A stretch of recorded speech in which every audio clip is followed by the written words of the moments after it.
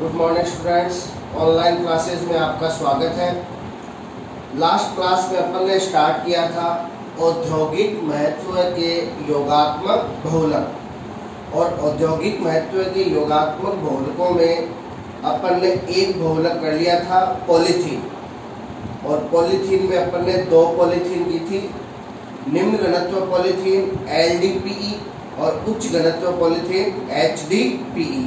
और बताया था निम्न घनत्व पॉलीथीन का निर्माण प्रकाश की उपस्थिति में मुक्त मूलक योगात्मक बहुलीकरण द्वारा होता है, जबकि उच्च घनत्व पॉलीथीन का निर्माण उत्प्रेरकीय बहुलीकरण द्वारा होता है, जिसमें उत्प्रेरक काम आता है जिगलर-नाटा उत्प्रेरक।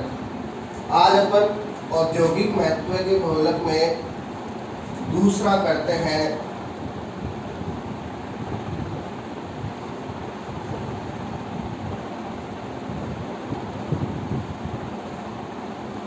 पॉलीस्टाइरीन। पॉलीस्टाइरीन में शॉर्ट में इसको लिख देंगे PS। इसकी एकल इकाई का नाम होता है स्टाइरीन। पॉलीस्टाइरीन की एकलक का नाम हो गया स्टाइरीन। अब देखिए स्टाइरीन का फॉर्मूला है वो इस प्रकार होता है CH2 डबल बॉन्ड CH2। ये फॉर्मूला अपन जानते हैं किसका है, एथीन का है। इसका फॉर्मूला है ये एथीन का। आप एथीन के एक हाइड्रोजन की जगह, एथीन के एक हाइड्रोजन की जगह जोड़ दीजिए C6H5। ये क्या है, बेंजीन वाला है C6H5। तो आप इसको ऐसे भी लिख सकते हो,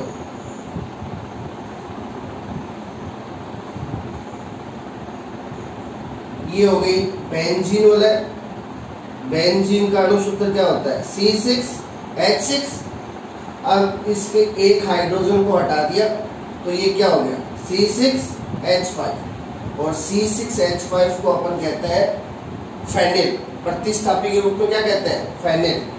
अब ये किससे जुड़ा है, CH से, CH डबल बॉन्ड इधर CH2। तो देखिए एथीन के साथ प्रतिस्थापी के रूप में क्या जुड़ा है, फेनिल। यहाँ पे मुख्य कार्बन श्रृंखला कौन सी होगी, ये वाली यहाँ पे क्या होगी, मुख्य कार्बन श्रृंखला। कितने कार्बन की, 2 कार्बन की, और इससे प्रतिस्थापी जुड़ा है फेनिल।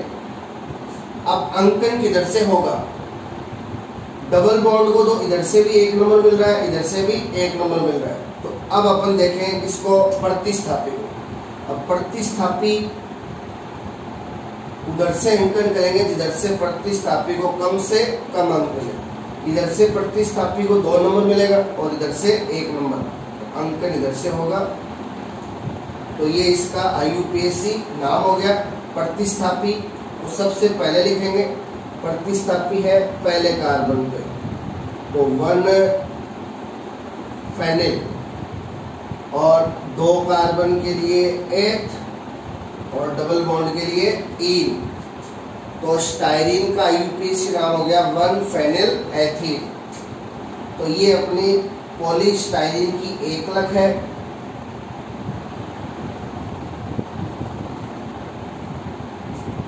इसका IUPAC नाम 1 फेनिल एथीन, और वैसे इसको कहते हैं styrene.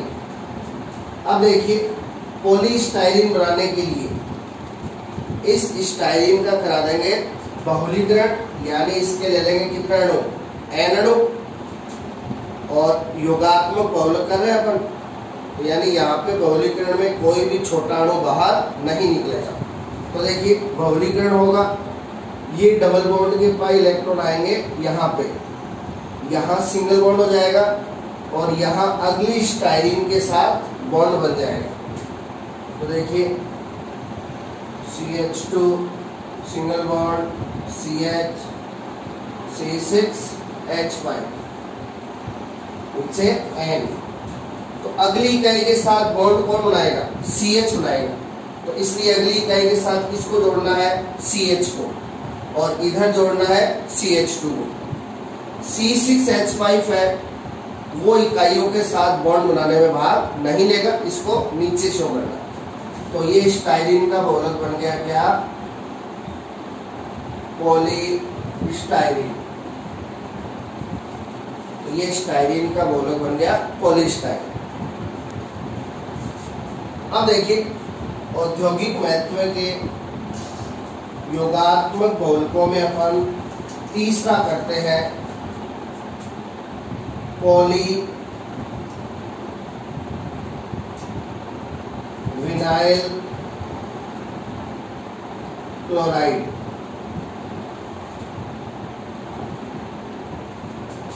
Polyvinyl chloride PVC।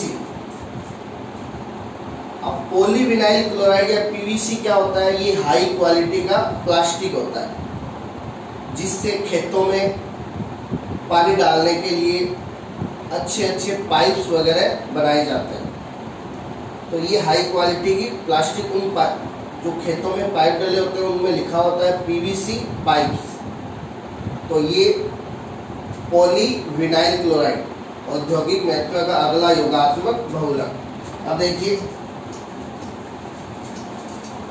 Poly हटा दीजिए, यानी इसकी एकलक का नाम होता है विनाइल क्लोराइड। यहाँ पे इसका सूत्र देखिए, एक लगेगा CH2 डबल बॉन्ड CH, यहाँ पे लगा दीजिए Cl। तो एथीन के साथ क्या जुड़ गया? Cl। एथीन के साथ जुड़ गया Cl। इसका सामान्य नाम है vinyl chloride. CH2 double bond CH को अपन क्या कहते हैं? विनाइल। विनाइल से लग गया Cl, इसलिए इसका नाम हो गया सामान्य विनाइल क्लोराइड। तो ये PVC की एकलक है। इसका IUPAC नाम में देखिए श्रृंखला 2 कार्बन की है। पहले अंकन के लिए किसको देखेंगे? डबल बॉन्ड को, लेकिन डबल बॉन्ड को दोनों तरफ से समान अंक मिल रहा है। अब अंकन होगा प्रतिस्थापी के आधार पर। Cl क्या है? प्रतिस्थापी। तो इसका अंकन इधर से होगा, Cl वाले कार्बन को 1 नंबर और इसको 2 नंबर। तो इसका IUPAC नाम हो जाएगा प्रतिस्थापी। पहले पे है 1 क्लोरो, 2 कार्बन के लिए एथ, डबल बॉन्ड के लिए ई। तो विनाइल क्लोराइड का IUPAC नाम होता है 1 क्लोरो एथीन। अब देखिए इसका बहुलक बनाएंगे अपन। इसके ले लेंगे N अणु और करा दिया योगात्मक बहुलीकरण। तो डबल बॉन्ड के पाई इलेक्ट्रॉन यहाँ आएंगे, यहाँ सिंगल और यहाँ अगली इकाई के साथ सिंगल बॉन्ड।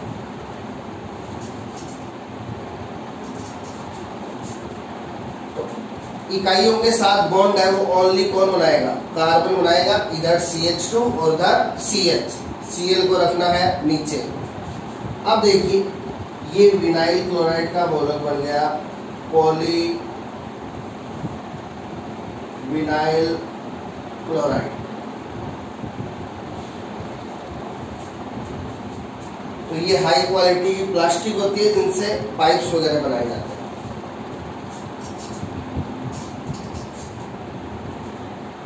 औद्योगिक महत्व के बहुलक में अगला है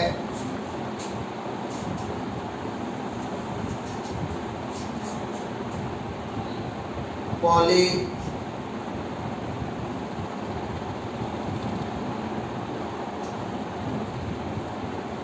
पॉलीप्रोपीन। पॉलीप्रोपीन को शॉर्ट में कहेंगे PP। अब देखिए पॉलीप्रोपीन में एकलक क्या होगी? प्रोपीन। अब प्रोपीन के लिए यहाँ पे लगा देंगे CH3। तो ये प्रोपीन का फॉर्मूला है CH3 CH double bond CH2। तो ये प्रोपीन हो गई। 3 कार्बन के लिए प्रोप और डबल बॉन्ड के लिए इन, प्रोपीन। अब पॉलीप्रोपीन बनाने के लिए प्रोपीन का करा देंगे योगात्मक बहुलीकरण। तो इसके ले लेंगे N अणु। तो ये डबल बॉन्ड वाले पाई इलेक्ट्रॉन आएंगे यहाँ पे, यहाँ सिंगल बॉन्ड और यहाँ अगली इकाई के साथ सिंगल बॉन्ड।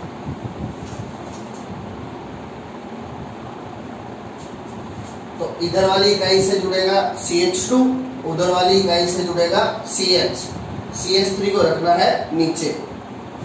अब देखिए ये प्रोपीन का बहुलक बन गया पॉलीप्रोपीन, क्योंकि यहाँ पे देखो डबल बॉन्ड है वो किस में बदला है, सिंगल बॉन्ड में। तो दोनों इकाइयों से कौन जुड़ेंगे, डबल बॉन्ड से जो कार्बन जुड़े थे वो ही साइड वाली दोनों इकाइयों से क्या बनाएंगे, बॉन्ड। क्योंकि यहाँ डबल बॉन्ड सिंगल बॉन्ड में बदला है, तो इन दोनों की जो कार्बन डबल बॉन्ड से जुड़े थे उन दोनों कार्बन की एक एक संयोजकता क्या हो गई, कम हो गई। इसलिए इधर ये वाला कार्बन अपनी संयोजकता पूरी करेगा और इधर ये वाला कार्बन अपनी संयोजकता पूरी करेगा। तो इधर CH2 जुड़ेगा, उधर CH जुड़ेगा। CH3 को रखना है नीचे। ये इकाइयों के साथ नहीं जुड़ेगा क्योंकि इसकी 4 संयोजकता है वो कंप्लीट है। तो ये प्रोपीन का बहुलक बन गया polypropene.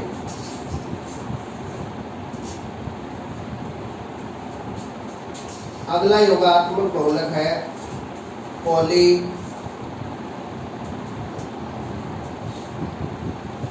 Acrylo nitrile, poly acrylo nitrile, poly P acrylo A nitrile N, और इसको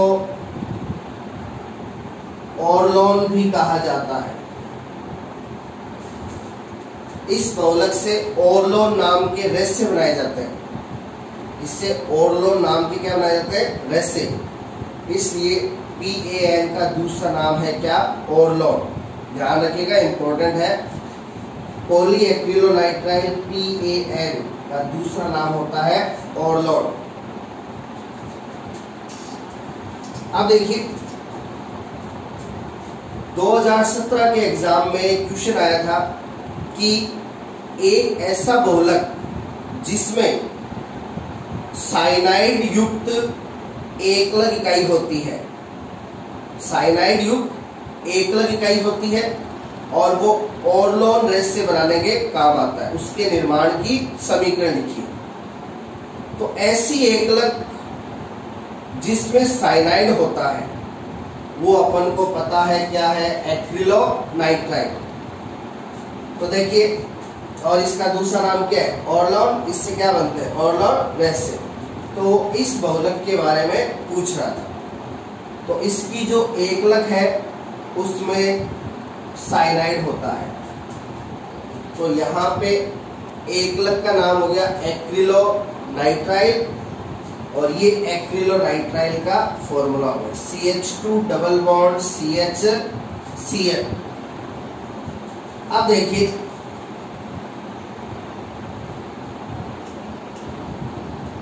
एक्रिलोनाइट्राइल।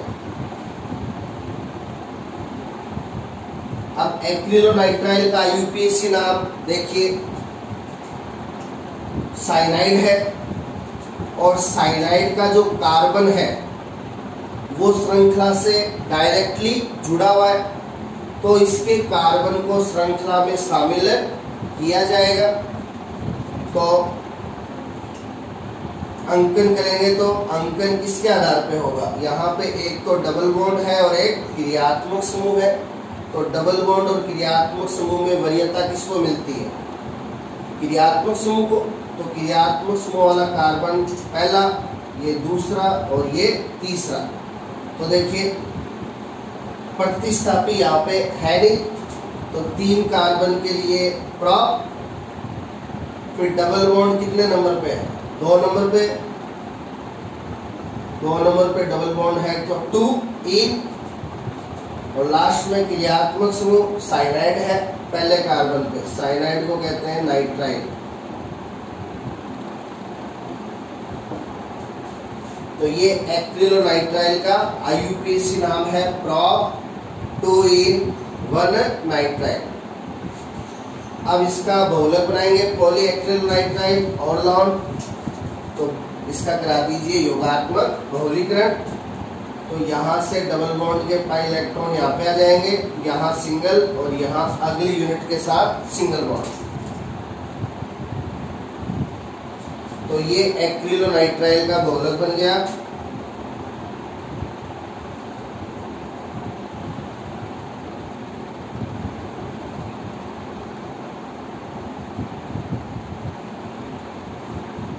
पॉली एक्रिलोनाइट्राइल या ऑर्नॉन।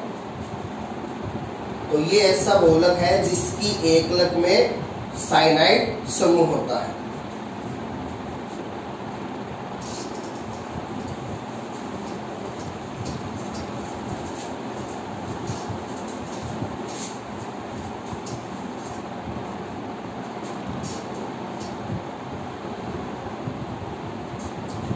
तो ये अपन ने आज जो 4 बहुलक पढ़े हैं, कौन कौन से? पॉलीस्टाइरीन, पॉलीविनाइल क्लोराइड, पॉलीप्रोपेन और पॉलीएक्रिलोनाइट्राइल। इन चारों की जो एकलक है उसमें कॉमन बात क्या है? इन चारों की एकलक में विनाइल समूह पाया जाता है। कौन सा? विनाइल। विनाइल कौन सा होता है? CH2 double bond CH। अपन ने देखा कि जो अपन ने आज 4 बहुलक पढ़े हैं, इन चारों की एकलक में ये समूह कंफर्म होता है, विनाइल। तो ध्यान रखिएगा, विनाइल समूह वाली एकलक किन किन बहुलकों में पाई जाती है? पॉलीस्टाइरीन, पॉलीविनाइल क्लोराइड, पॉलीप्रोपीन और लास्ट था पॉलीएक्रिलोनाइट्राइल।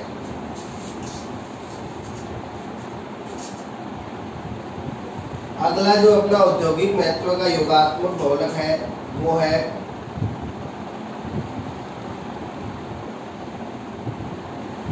पॉली टेट्राफ्लोरोएथीन। पॉली टेट्राफ्लोरोएथीन। पॉली के लिए P, टेट्रा के लिए T, फ्लोरो के लिए F, एथीन के लिए E। तो इसको शॉर्ट में कहा जाता है PTFE। और इसका एक नाम और होता है, इसको टेफ्लॉन भी कहा जाता है। पॉली टेट्राफ्लोरोएथीन को टेफ्लॉन भी कहा जाता है। अब देखिए,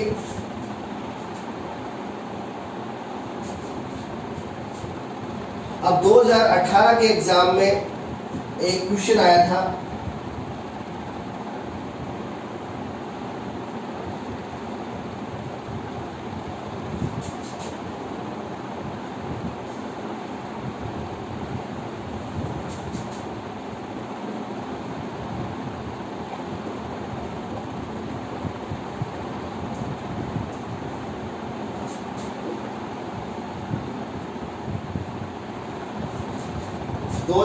के एग्जाम में क्वेश्चन आया था कि जो नॉन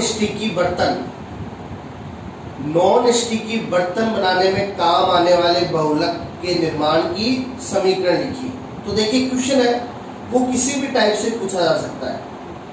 या तो उस बहुलक की कोई एकलक की खास बात दे दे, या फिर उसके उपयोग से पूछ ले कि इस उपयोग में काम आने वाले बहुलक की निर्माण की समीकरण दीजिए, या फिर सीधा भी क्वेश्चन पूछ सकते हैं। तो अपन को हर टाइप से ध्यान रखना है।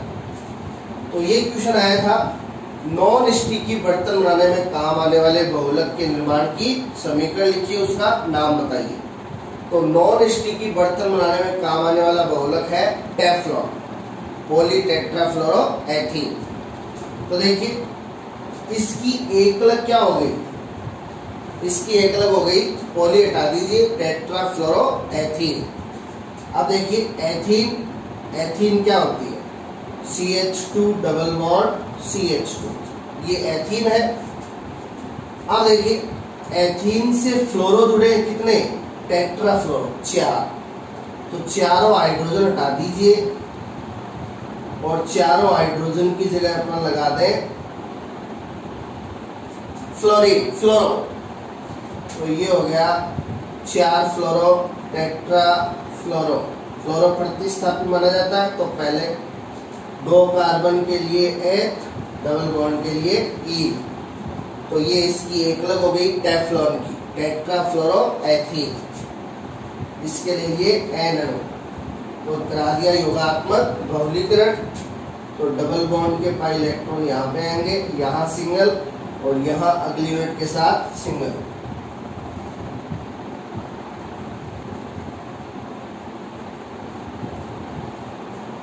तो ये टेट्राफ्लोरोएथीन का बहुलक बन गया पॉली टेट्राफ्लोरोएथीन, जिसको टेफ्लॉन भी कहा जाता है और इसका उपयोग नॉन स्टिकी बर्तन बनाने में काम आता है।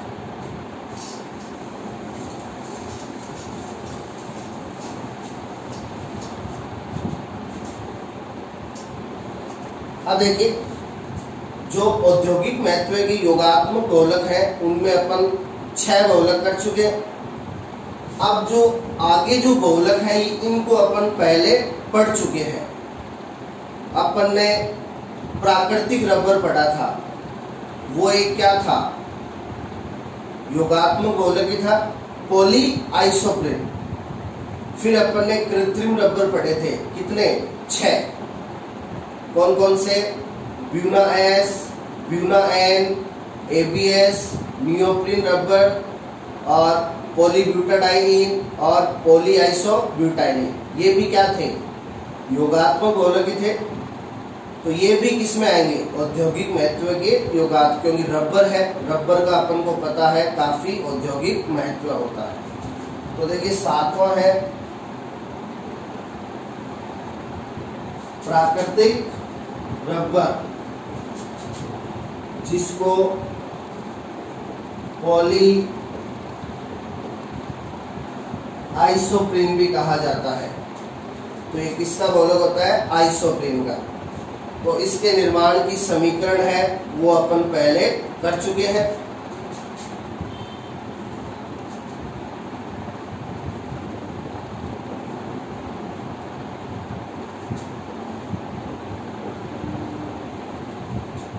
कृत्रिम रबर है, कृत्रिम रबर भी सारे के सारे कैसे होते हैं, योगात्मक, क्योंकि उनके निर्माण में अपन ने देखा था उनके बहुलीकरण के दौरान कोई भी छोटा अणु बाहर नहीं निकला था। तो 6 के 6 कृत्रिम रबर है वो भी योगात्मक बहुलक होते हैं। तो देखिए पहला ब्यूना एस, जिसको SBr भी कहा जाता है।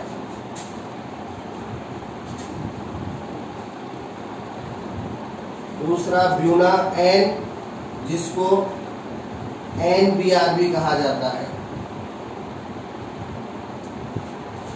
अब देखो अपन को पता है ब्यूना एन में एन का क्या मतलब है, एक्रिलोनाइट्राइल, एक्रिलोनाइट्राइल।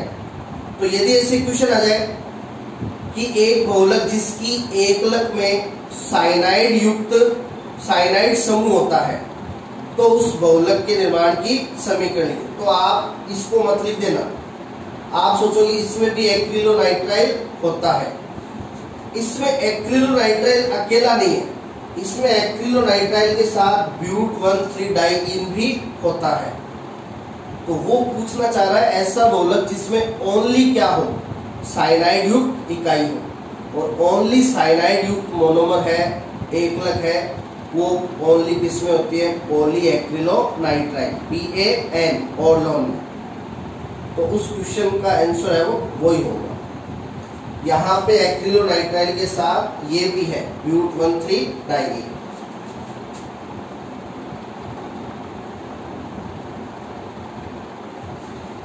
अगला है ABS रबर, फिर है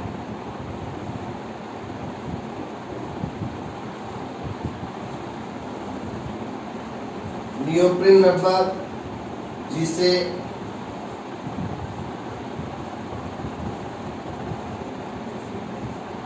पॉलीक्लोरोप्रीन भी कहा जाता है। अगला है पॉलीब्यूटाडाइईन,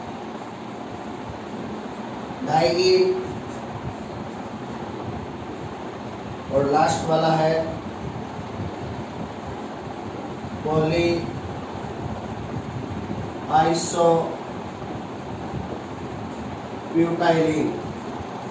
और पॉलीआइसोब्यूटाइलिन को शॉर्ट में कहते हैं PIB।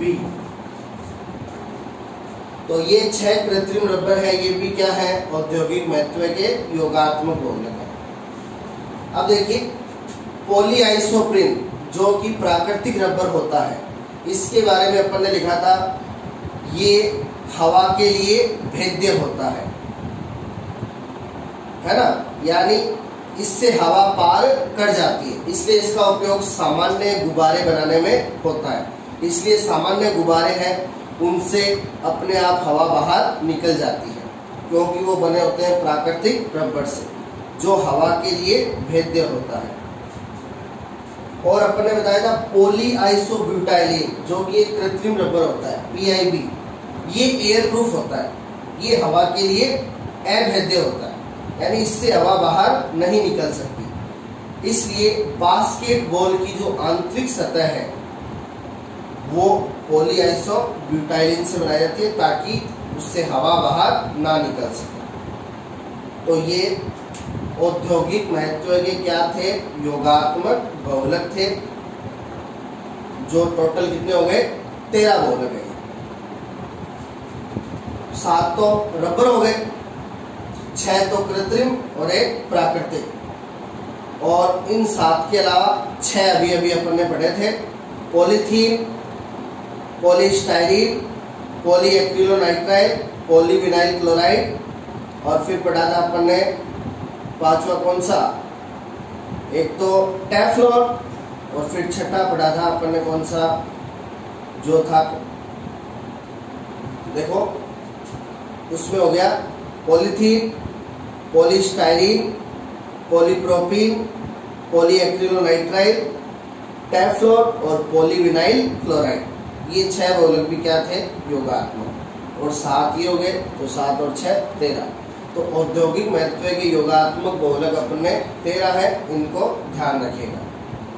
और अगला जो अगली क्लास में अपन स्टार्ट करेंगे संगणन बहुलक। Thank you.